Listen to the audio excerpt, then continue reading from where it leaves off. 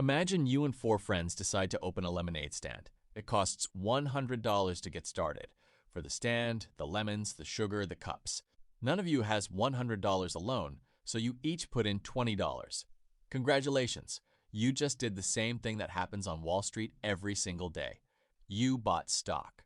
In the next 5 minutes, you're going to understand exactly what a stock is, why companies sell them, why prices go up and down, and what it actually means to own a piece of a company like Apple or Tesla.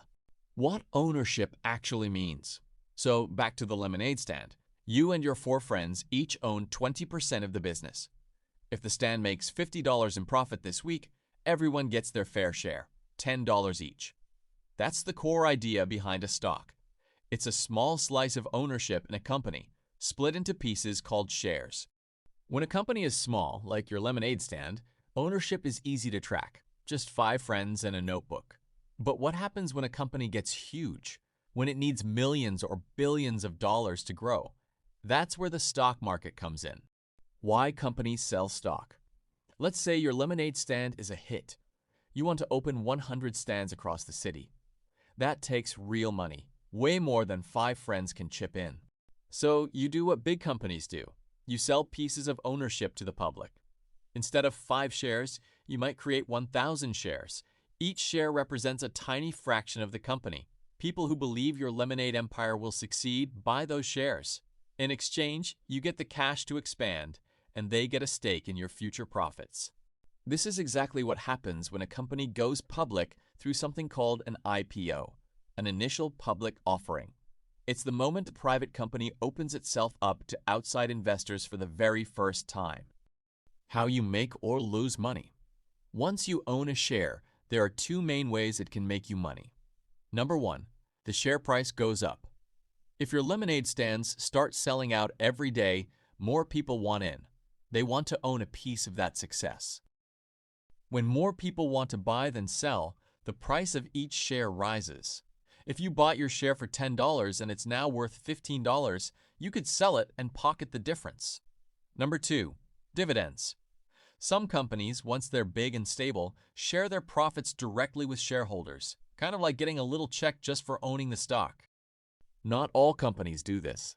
Fast-growing companies often reinvest profits instead of paying dividends. But here's the flip side, and it's important. If your lemonade stands start losing money or people stop believing in the business, the share price can drop. You could end up selling for less than you paid. That's the risk that comes with the reward. Where stocks are actually traded. You've probably heard of the New York Stock Exchange or the Nasdaq. These are stock exchanges, massive digital marketplaces where millions of people buy and sell shares of thousands of companies every single second the market is open. Prices move constantly because they're driven by supply and demand. Good news about a company, strong sales, a hit new product, and more people want to buy, pushing the price up. Bad news, and people rush to sell, pushing the price down. This is why stock prices can swing based on things that seem almost unrelated to the company itself. Interest rates, world events, even a single tweet from a CEO. It's not just math. It's millions of people's expectations about the future, all playing out in real time. Ownership comes with a voice. Here's something a lot of people don't realize. Owning stock can also give you a say in how the company is run. Most shares come with voting rights. Once a year, companies hold a shareholder meeting where big decisions get voted on, like who sits on the board of directors. If you own 1 share of a company with 1 billion shares outstanding, your vote is tiny. But if you own a large chunk, your voice carries real weight. That's how activist investors and big institutions can actually influence how a company operates, by owning enough of it. The big picture. So let's zoom back out. A stock is a small piece of ownership in a company, bought and sold on exchanges like the NYSE or NASDAQ.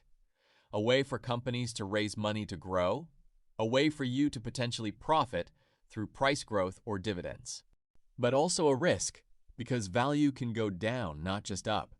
It's the same basic idea as splitting the cost of a lemonade stand with your friends, just scaled up to some of the biggest companies on earth. So next time you hear the stock market went up, or shares of company X dropped 5%, you'll know exactly what's happening behind the headline. Millions of tiny ownership stakes changing hands, changing value in real time. If this helped you understand stocks a little better, let me know in the comments and subscribe for more videos breaking down money and investing basics, one simple idea at a time. This script is for general educational purposes and is not financial advice.